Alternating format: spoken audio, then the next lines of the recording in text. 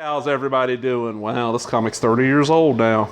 This is from 1988. This is Spider-Man annual number 22. 64 pages for $1.75. Man, back then that was a lot. A lot of pages and a high price. $1.75 for a comic in '88 was really expensive. The reason why I pulled this out is it's the first appearance of Speedball. Speedball used to be the joke of the Marvel Universe. Now he's starting to get the respect, and there's another reason I picked this. As a matter of fact, if you've seen my older videos, I did a bunch of Marvel Tales issues, and those were all because Steve Ditko drew them. Well, this first story, which is the one with Speedball and Daredevil, this is part of the Evolutionary War storyline. I have not seen credits yet. There's Kingpin, there's Daredevil, yeah, there's Speedball, but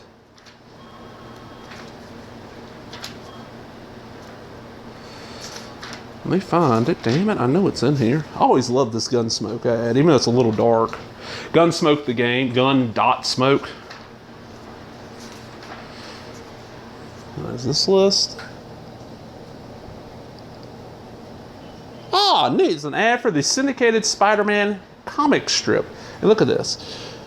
Fortunately, over 500 newspapers across the great land of ours do carry the Amazing Spider-Man comic strip by Stan the Man Lee and Larry Monday through Saturday Lieber and Floro Sunday's Dairy.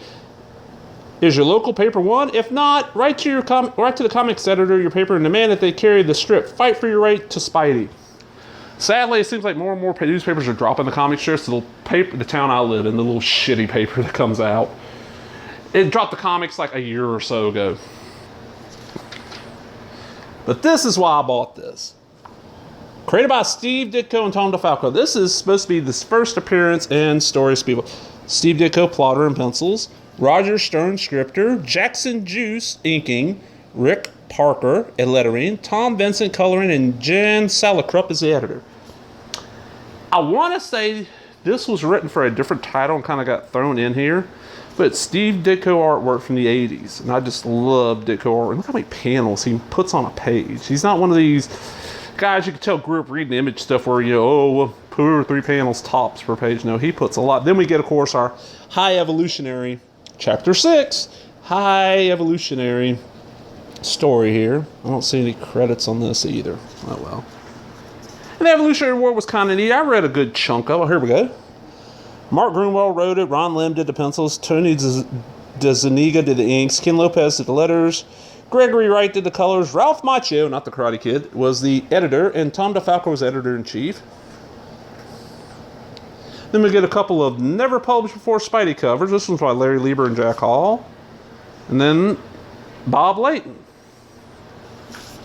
This is a neat little comic. It's not... I mean, because it's the first appearance of Speedball, I'm sure it's worth a little bit more than cover, but it's not a valuable comic.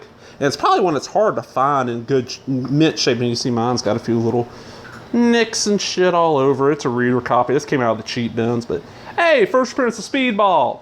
If you enjoyed the video, give me that thumbs up, leave a comment, subscribe, all the other bullshit. Talk to everybody later. Bye-bye.